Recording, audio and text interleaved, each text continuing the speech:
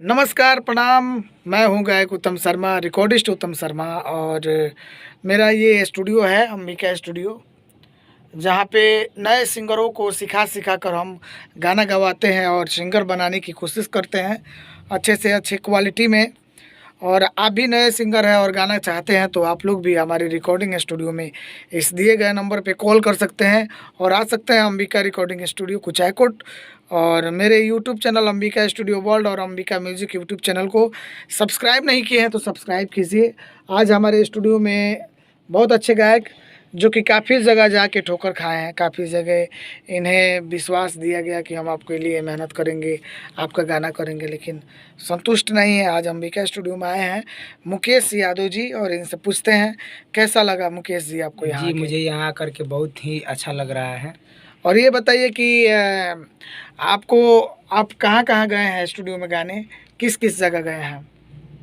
मीरगंज गए थे और उसके बाद थावे गए थे थावे गए थे और माड़ीपुर में भी एक स्टूडियो है। माड़ीपुर, हाँ, जी, ये जी। रसीला रसीला जी हाँ जी जी, रसीला करके वहाँ भी स्टूडियो गए है। हैं? वहाँ पे भी और गया। सुनने में आया था कि आप पटना में भी गए थे? नहीं, पटना में नहीं गया था पटना में। अच्छा, तो कहाँ पटना में किस काम से आप फंसे थे?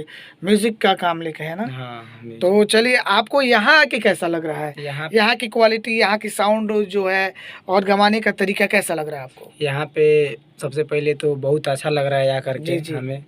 और गवाने का जो तरीका है बहुत ही अच्छा है आपका, बहुत अच्छे से सिखा रहे तो हैं। मैं ये चाहूँगा कि आप हमारे जो नए सिंगर हैं जो क्वालिटी के लिए इधर उधर भटक रहे हैं आपके जैसे, तो उन्हें क्या कहना चाहते हैं, आप क्या संदेश देना चाहते हैं? मैं जो भी गायक हैं मेरे जैसे हैं तो उनसे मैं हाथ जोड़ के मतलब बोल रहा हूँ कि वो भी अंबिका स्टूडियो में आए कुचायकोट में और एक बार भैया को सेवा का मौका ज़रूर दें।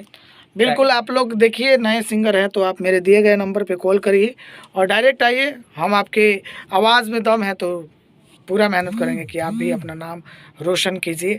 आइए मुकेश जी, अपना गाना गा के हमारे श्रोता तक पहुंचाइए। चलिए।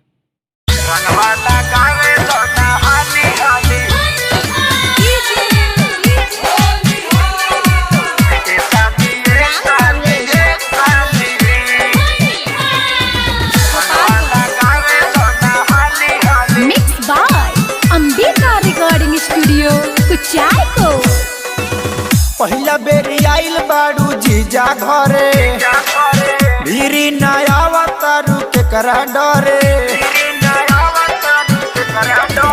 पहिला बेरी आइल बाड़ू जीजा घरे, भीरी नया अवतारू के करा डरे।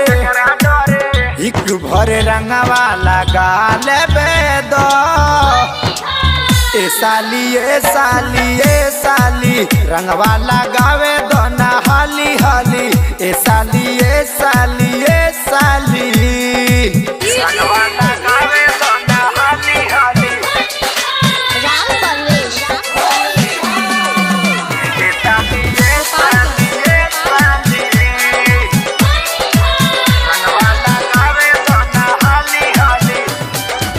लागता बाड़ू झकास हो, पियर रंग के फराक हो। होलिया में साली हमारा नियरा तू आव, जीजा के अपना तू जियरा जुड़ाव। रसदार देहिया छुए दो गाली, ए साली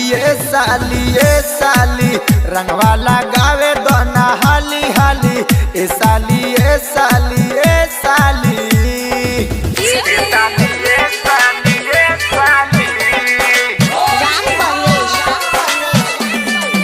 रंगवा लगावे दो ना हाली हाली।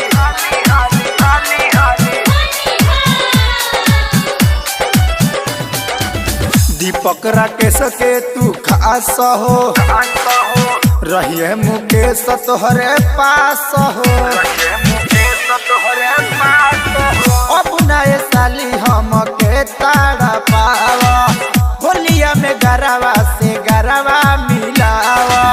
लिखे ले गीतिया मुकेश तिवारी, ए ए साली ए साली ए साली रंगवा डाले दो हमके हाली हाली ए साली ए साली ए साली।